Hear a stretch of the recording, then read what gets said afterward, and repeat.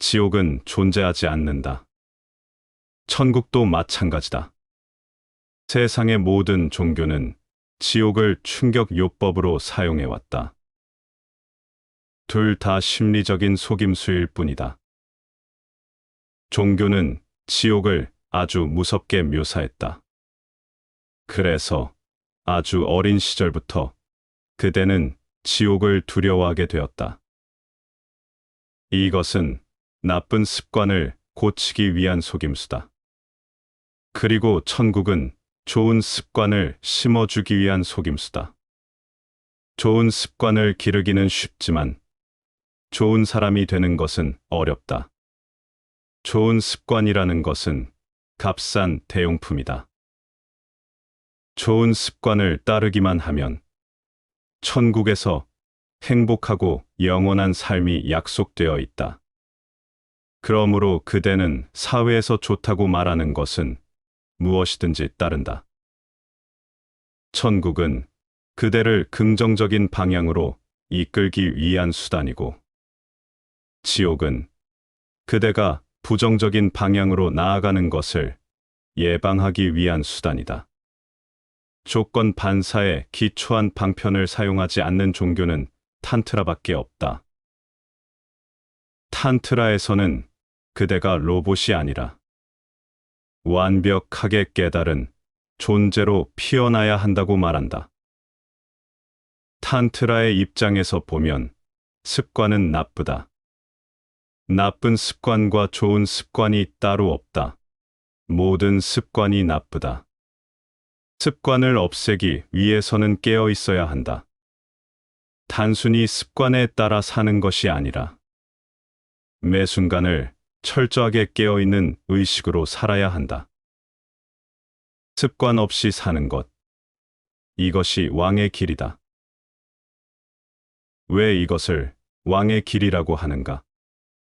군인은 명령에 복종해야 한다. 그러나 왕은 그럴 필요가 없다. 왕은 최상의 위치에 있다. 그는 명령을 내리는 사람이지 누구에게도 명령을 받지 않는다. 왕은 전쟁에 나가지 않는다. 오직 군인들만 나간다. 이것은 하나의 비유일 뿐이다. 군인은 명령에 따라야 하지만 왕은 가장 여유롭고 자연스러운 삶을 산다. 그보다 높은 사람은 아무도 없다. 탄트라에서는 그대보다 높은 사람이 없다고 말한다. 그대가 복종해야 하는 사람, 그대 삶의 틀을 결정짓는 사람, 그대가 모방해야 할 사람은 없다. 아무도 그대 위에 군림하지 못한다. 여유롭고 자연스럽게 살아라. 삶을 따라 흘러가라. 그러기 위해서는 깨어 있어라. 투쟁을 통해 그대는 좋은 습관을 개발할 수 있다. 그러나 이 모두가 자연스럽지 못한 습관이다. 습관은 제2의 천성이라는 말이 있다. 그러나 습관은 자연스러운 천성이 아니다. 그렇게 보일지라도 사실은 그렇지 않다. 사람들에게 봉사하라. 자비심을 가져라. 그대는 이런 관념을 갖고 있다. 그리고 이 관념을 통해 반사적으로 행동한다. 그대의 행동은 과거에서 나온다. 상황이 어떤 행동을 필요로 할 때 철저하게 깨어있는 의식으로 감응해야 한다. 그래야만 아름다운 어떤 일이 일어난다. 만일 상황에 감응했다면 그대의 내면에서 무엇인가 피어났을 것이다. 그대는 침묵과 고요함, 지복을 느꼈을 것이다. 그러나 단순히 반응할 때에는 로봇처럼 행동한다. 감흥은 아름답지만 반응은 추하다. 반응은 항상 부분적이다. 반응은 결코 전체에 속하지 않는다. 그러나 감흥은 언제나 전체적이다. 그대의 존재 전체가 뛰어든다. 감흥할 때 그대는 머리를 굴리지 않는다. 상황에 따라 흘러갈 뿐이다. 즉흥적이고 감흥하는 삶을 살면 어느 날엔가 그대는 붓다가 될 것이다. 그러나 습관에 따라 기계적으로 반응하는 삶을 살면 그대는 붓다처럼 보일 수는 있겠지만 결코 붓다가 되지 못할 것이다. 습관은 삶을 죽인다. 습관은 삶을 반대한다.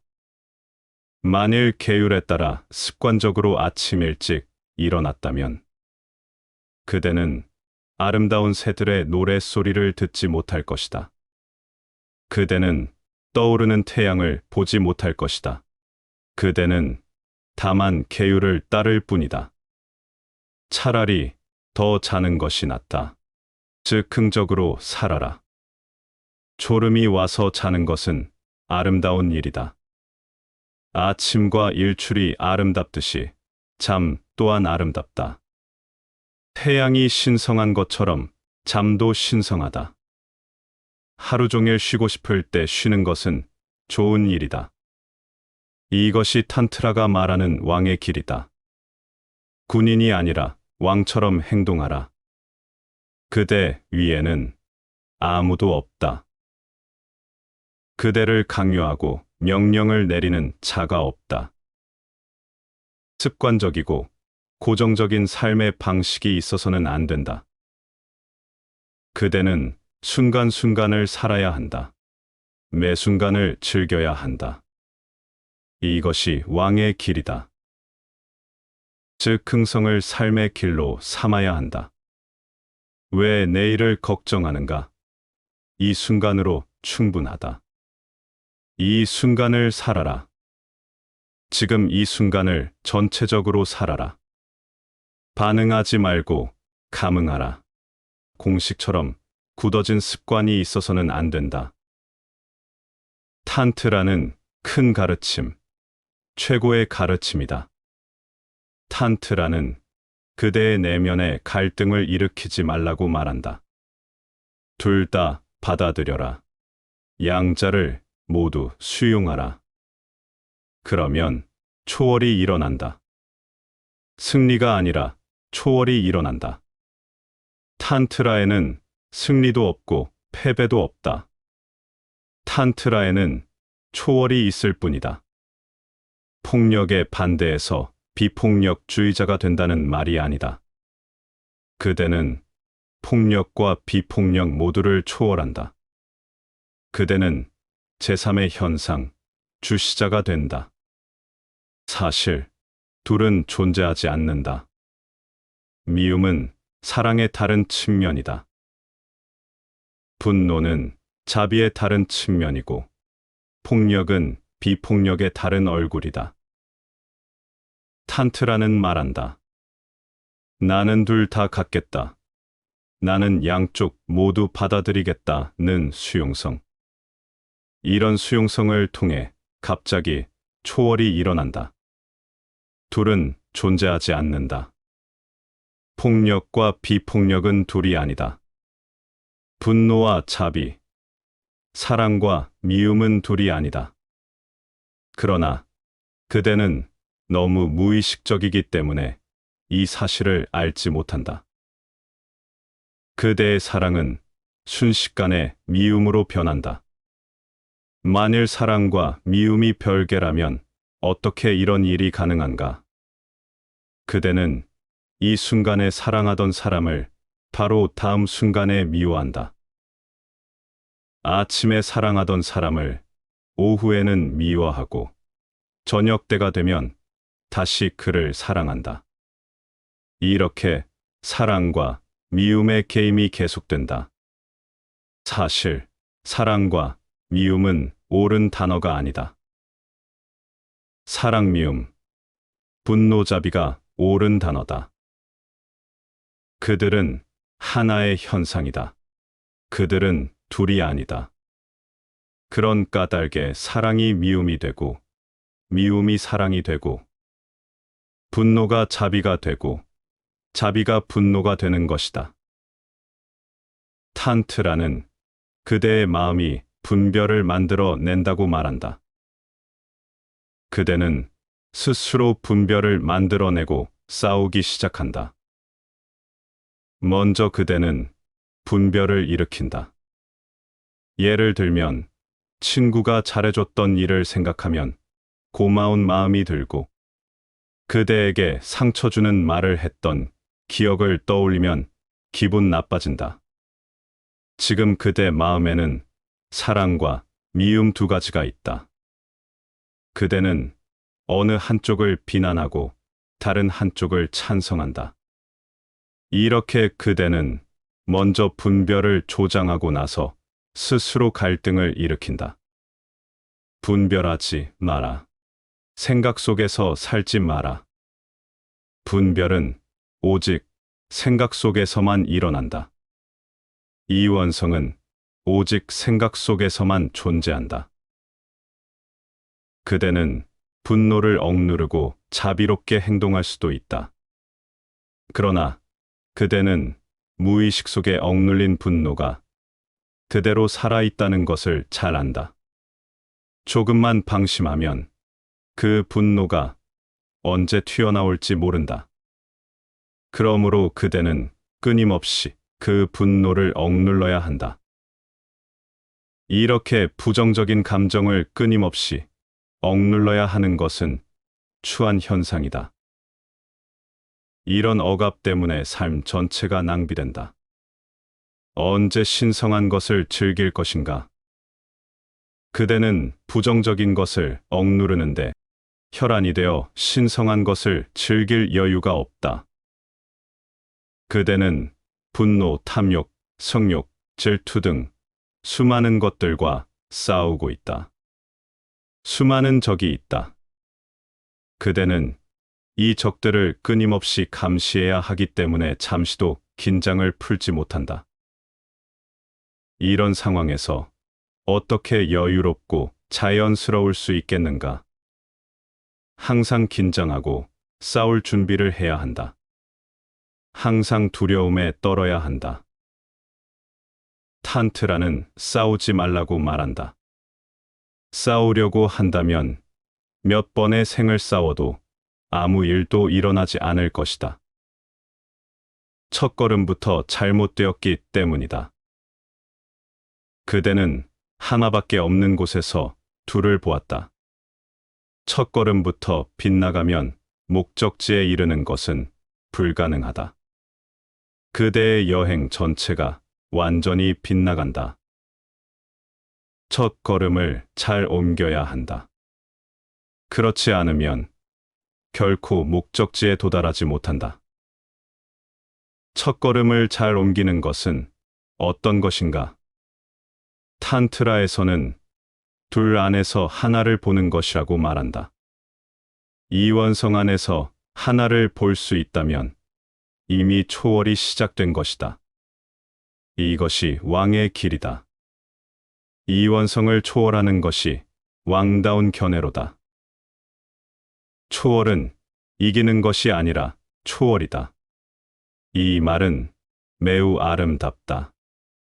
초월한다는 것은 무슨 뜻인가? 이것은 어린아이가 장난감을 갖고 노는 것에 비유될 수 있다. 장난감을 버리라고 하면 아이는 화를 낸다.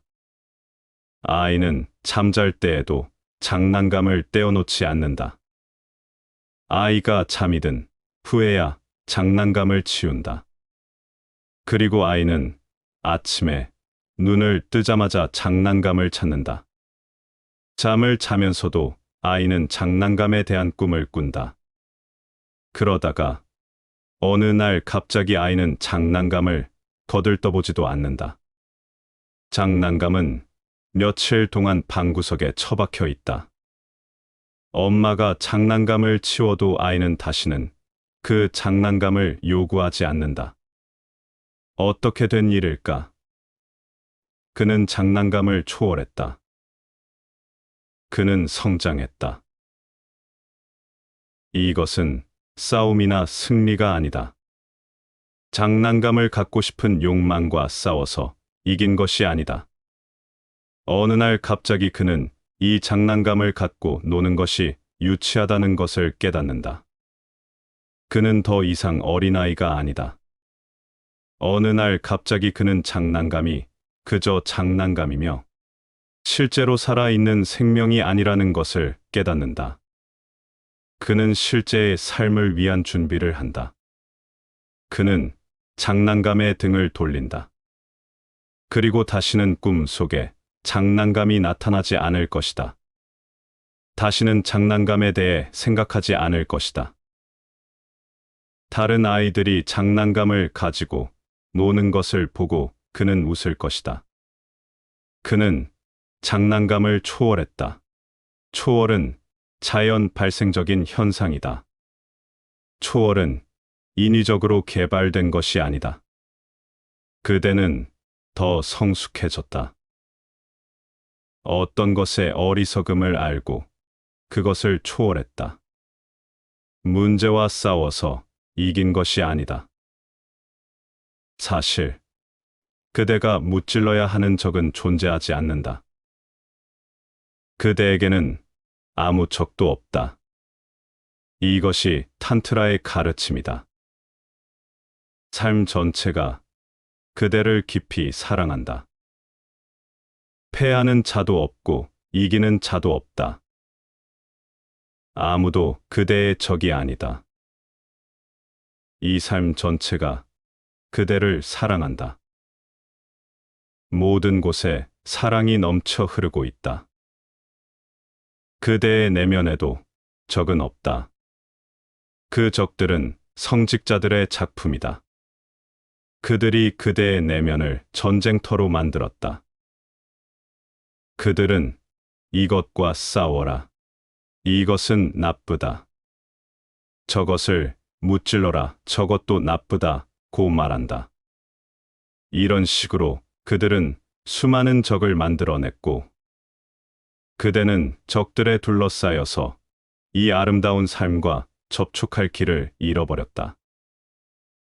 나는 그대에게 말한다. 분노는 그대의 적이 아니다. 탐욕은 적이 아니다. 마찬가지로 자비도 그대의 친구가 아니며 비폭력도 친구가 아니다.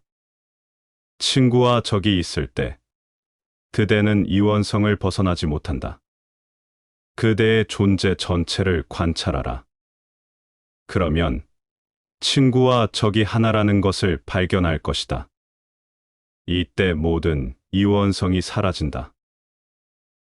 돌연 초월이 일어난다. 돌연 깨달음이 일어난다. 나는 이것을 돌발적인 일이라고 말한다. 탄트라는 싸움이 아니다. 탄트라는 왕의 길이다. 틸로빠는 말한다. 이원성을 초월하는 것이 왕다운 견해로다. 이원성을 초월하라. 주시하라.